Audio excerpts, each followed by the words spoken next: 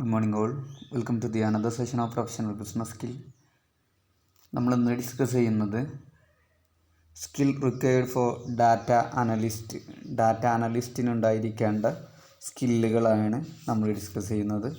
കഴിഞ്ഞ ക്ലാസ്സിൽ ആരാണ് ഡാറ്റ അനലിസ്റ്റ്, അതുപോലെ തന്നെ അവരുടെ റെസ്പോൺസിബിലിറ്റീസ് നമ്മൾ ഡിസ്കസ് ചെയ്തിട്ടുണ്ട്. ആരാണ് ഡാറ്റ അനലിസ്റ്റ് കൊണ്ട് ഉദ്ദേശിക്കുന്നത്?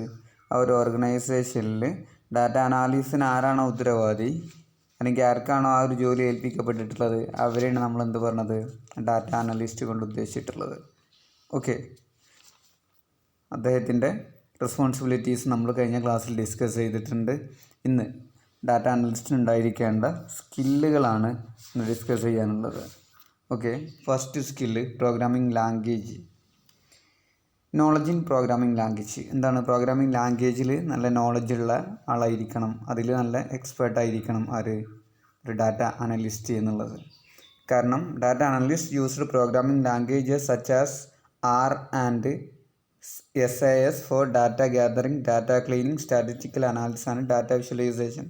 ഇതാണ് കാര്യമായിട്ട് പ്രോഗ്രാം ആർ, അതുപോലെ തന്നെ SAS എന്നുള്ള ഈ രണ്ട് പ്രോഗ്രാമിംഗ് ലാംഗ്വേജുകളാണ് കാര്യമായിട്ട് ഇതിൽ ഉപയോഗിക്കുന്നത്.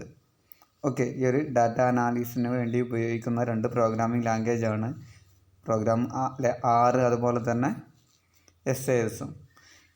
ഇതിൽ രണ്ടിലും നല്ല എക്സ്പീരിയൻസ് ഉണ്ടായിരിക്കണം, നല്ല സ്കില്ലുണ്ടായിരിക്കണം. ഓക്കെ, അതുപയോഗിച്ചിട്ടാണ് ഡാറ്റ ഗ്യാതറിങ്, ഡാറ്റ കളക്ഷനും, അതുപോലെ തന്നെ ഡാറ്റ ക്ലീനിങ്ങും, സ്റ്റാറ്റിസ്റ്റിക്കൽ അനാലിസിസും, അതുപോലെ തന്നെ വിഷ്വലൈസേഷനും ഒക്കെ നടത്തുക. അപ്പോൾ ആ ഒരു പ്രോഗ്രാമിൽ നല്ല എക്സ്പേർട്ടായിരിക്കണം. അതാണ് ഫസ്റ്റ് കൊണ്ട് ഉദ്ദേശിക്കുന്നത്. Then second, creative and analytical thinking. എന്തായിരിക്കണം? ക്രിയേറ്റീവായിട്ട്, അതുപോലെ തന്നെ അനലിറ്റിക്കൽ തിങ്കിങ്, ആ ഒരു സ്കില്ലുണ്ടായിരിക്കണം. കാരണം ക്രിയേറ്റീവായിട്ട് ഓർഗനൈസേഷനിൽ വരുന്ന കോംപ്ലക്സ് ആയിട്ടുള്ള പ്രോബ്ലംസൊക്കെ ക്രിയേറ്റീവായിട്ടുള്ള രീതിയിൽ അത് പ്രോപ്പറായിട്ട് അനാലിസിസ് നടത്തിയിട്ട് ക്രിയേറ്റീവായിട്ടുള്ള രീതിയിൽ സോൾവ് ചെയ്യാൻ പറ്റുന്ന ആളായിരിക്കണം ഈ ഒരു ഡാറ്റ അനലിസ്റ്റ് എന്നുള്ളത്. Analyst should have strong base in statistical methods and more critical to think through problems. Okay, ഒരു പ്രോബ്ലംസിന് ക്രിട്ടിക്കലായിട്ട് തിങ്ക് ചെയ്യാനും, അതുപോലെ തന്നെ സ്റ്റാറ്റിസ്റ്റിക്കൽ മെത്തേഡ്സിൽ അത് സോൾവ് ചെയ്യാൻ ഉപയോഗിക്കുന്ന സ്റ്റാറ്റിസ്റ്റിക്കൽ മെത്തേഡ്സിലൊക്കെ നല്ല നോളജും ഒരു സ്ട്രോങ് ബേസ് ഉള്ള ആളായിരിക്കണം ഡാറ്റ അനലിസ്റ്റ് എന്നുള്ളത്. Okay, then strong and effective communication. Strong and effective communication കൊണ്ട് ഉദ്ദേശിക്കുന്നത് റിപ്പോർട്ട് പ്രിപ്പയർ ചെയ്തിട്ട് അത് മാനേജ്മെൻറ്റിനെ അണ്ടർസ്റ്റാൻഡബിൾ ആയിട്ടുള്ള ഫോമാറ്റിൽ കൺവേർട്ട് ചെയ്ത് അത് പ്രസൻറ്റ് ചെയ്യാൻ കഴിയണം. എന്താണ് ആ ഒരു ഡാറ്റ അനാലിസിസിൽ നിന്ന് മനസ്സിലായത് എന്നുള്ളത് കൃത്യമായിട്ട് അദ്ദേഹം എന്താണ് കണ്ടെത്തിയിട്ടുള്ളത് അത് വളരെ കൃത്യമായിട്ട് ടോപ്പ് മാനേജ്മെൻറ്റിന് മുമ്പിൽ പ്രസൻറ്റ് ചെയ്യാനുള്ള, കൺവേ ചെയ്യാനുള്ള കഴിവുണ്ടായിരിക്കണം. ഓക്കെ, അതാണ് strong and effective communication skill കൊണ്ട് ഉദ്ദേശിക്കുന്നത്. Then data visualisation. Data visualisation കൊണ്ട് ഉദ്ദേശിക്കുന്നത് പ്രോപ്പറായിട്ടുള്ള വിഷ്വലൈസേഷൻ ടെക്നിക്സ് ഉപയോഗിച്ചിട്ട് ഡാറ്റയെ പ്രസൻറ്റ് ചെയ്യാൻ കഴിയണം എന്നുള്ളതാണ്. ഗ്രാഫ്സ് ഉപയോഗിക്കാം, അതുപോലെ തന്നെ ഡയഗ്രാംസ് ഉപയോഗിക്കാം, തുടങ്ങിയ വിഷ്വലൈസേഷൻ ടെക്നിക്സ് പലതും ഉപയോഗിക്കാം. എന്തൊക്കെ വിഷ്വലൈസേഷൻ ടെക്നിക്സ് ഉണ്ടോ അതെല്ലാം ഉപയോഗിക്കാം. പക്ഷേ ഓരോ ഡാറ്റയ്ക്കും അത് മനസ്സിലാവൽ ഡിഫറെൻ്റ് ആയിട്ടുള്ള, അതിനനുസരിച്ചിട്ട് അതിന് സ്യൂട്ടബിൾ ആയിട്ടുള്ള ടെക്നിക്സ് ആവും സ്യൂട്ടബിൾ ആവുക അല്ലേ. എല്ലായിടത്തും എല്ലാ സ്ഥലത്തും എന്താവണമെന്നില്ല അത് പ്രസൻറ്റ് ചെയ്യാൻ, എല്ലാ ഡാറ്റകളും പ്രസൻറ്റ് ചെയ്യാൻ ചാർട്ട് പറ്റണമെന്നില്ല അല്ലേ. ഓരോന്നിനും സ്യൂട്ടബിൾ ആയിട്ടുള്ള വിഷ്വലൈസേഷൻ ടെക്നിക്സ് ഉപയോഗിക്കാൻ പറ്റുന്ന ആളായിരിക്കണം, ആ ഒരു സ്കില്ലുണ്ടായിരിക്കണം ഡാറ്റ അനലിസ്റ്റിന്. പ്രോപ്പറായിട്ടുള്ള വിഷ്വലൈസേഷൻ ടെക്നിക്സുകൾ ഉപയോഗിക്കാനുള്ള സ്കില്ലുണ്ടായിരിക്കണം. Okay, then data warehousing.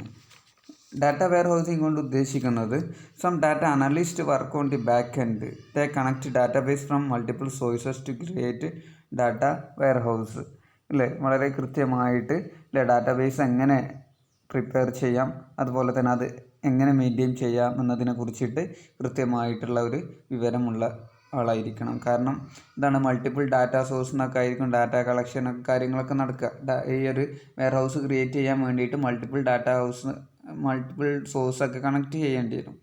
Okay, അപ്പോൾ അത്തരത്തിലുള്ള കാര്യങ്ങൾ അതെങ്ങനെ ഡാറ്റ വെയർ ഹൗസ് എങ്ങനെ പ്രിപ്പയർ ചെയ്യാം, അതുപോലെ തന്നെ അതെങ്ങനെ മെയിൻറ്റെയിൻ ചെയ്യാം എന്നതിനെ കുറിച്ചിട്ട് കൃത്യമായിട്ട് നോളജുള്ള ആളായിരിക്കണം. Next SQL database. SQL database are relational database with structured data. Data is stored in table. Okay, നമ്മൾ ഡാറ്റാബേസിൽ നിന്ന് ഡാറ്റയെ സ്റ്റോർ ചെയ്യാൻ അല്ലെങ്കിൽ ഒരു ഡാറ്റാബേസ് ക്രിയേറ്റ് ചെയ്യാൻ വേണ്ടിയിട്ട് അല്ലെങ്കിൽ ആ ഡാറ്റാബേസിൽ നിന്ന് ഡാറ്റകളെ റിട്രീവ് ചെയ്യാൻ വേണ്ടിയിട്ട് ഉപയോഗിക്കുന്ന ലാംഗ്വേജാണ് ഈ ഒരു SQL എന്നുള്ളത്. Okay, structured query language. So ഈ ഒരു പ്രോഗ്രാമിംഗ് ലാംഗ്വേജിൽ നല്ല വിവരങ്ങൾ ഉണ്ടായിരിക്കണം. കാരണം ഡാറ്റ സ്റ്റോർഡ് ഇൻ ടേബിൾ ഫോർമാറ്റിലാണ് ഇതിൽ ഈ ഒരു SQLൽ നമ്മൾ ഡാറ്റാബേസിൽ ഡാറ്റകൾ സ്റ്റോർ ചെയ്യുന്നത്. SQL ഉപയോഗിക്കുന്ന നമ്മൾ അങ്ങനെ ക്രിയേറ്റ് ചെയ്യുന്നതിൽ നമ്മൾ ടാബുലർ റിലേഷണൽ മോഡലിലാണ് ഡാറ്റകൾ സ്റ്റോർ ചെയ്യുന്നത്. സോ ഈ ഒരു SQLൽ സ്ട്രക്ചേർഡ് ക്വറി ലാംഗ്വേജിൽ വിവരം അല്ലെങ്കിൽ നോളജ് ഉള്ള ആളായിരിക്കണം ഒരു ഡാറ്റ അനലിസ്റ്റ് എന്നുള്ളത്. Okay, then next data mining and cleaning. Data mining നമ്മൾ മുമ്പ് പറഞ്ഞിട്ടുണ്ട്. കാരണം നമുക്ക് ഒരുപാട് ഡാറ്റ കിട്ടും, അതിൽ നിന്ന് നമുക്ക് ആവശ്യമായിട്ടുള്ള ഡാറ്റകളെ കളക്ട് ചെയ്യാനുള്ള ഐഡൻറ്റിഫൈ ചെയ്യുന്നതിനെയാണ് നമ്മളെന്ത് പറഞ്ഞത്, ഡാറ്റ മൈനിങ് എന്ന് പറയുന്നത്. അതുപോലെ തന്നെ ക്ലീനിങ് കൊണ്ട് ഉദ്ദേശിക്കുന്നത് നമ്മൾ എറേഴ്സ് അതുപോലെ തന്നെ ഇൻകംപ്ലീറ്റ് ആയിട്ടുള്ള ഡാറ്റകളൊക്കെ ഐഡൻറ്റിഫൈ ചെയ്തിട്ട് അത് എറേഴ്സൊക്കെ ഒഴിവാക്കുക, പ്രിവെൻറ്റ് ചെയ്യുക എന്നുള്ളതാണ്, കറക്റ്റ് ചെയ്യുക എന്നുള്ളതാണ്. സോ അത്തരത്തിൽ ഡാറ്റകളെ ഐഡൻറ്റിഫൈ ചെയ്യാനും അതുപോലെ തന്നെ അത് എറർ ഫ്രീ ആക്കാനുമുള്ള കഴിവുണ്ടായിരിക്കണം. ഓക്കെ, പ്രോഗ്രാമിംഗ് ലാംഗ്വേജുകളൊക്കെ വളരെ കൃത്യമായിട്ട് ഉപയോഗിച്ചിട്ട് ഡാറ്റ മൈനിങ് ഡാറ്റകളെ നമ്മൾ പ്രോസസ്സ് ചെയ്തിട്ട് എടുക്കാനും അതുപോലെ തന്നെ അത് ക്ലീൻ ചെയ്യാനുമുള്ള കഴിവുണ്ടായിരിക്കണം. Then advanced Microsoft Excel.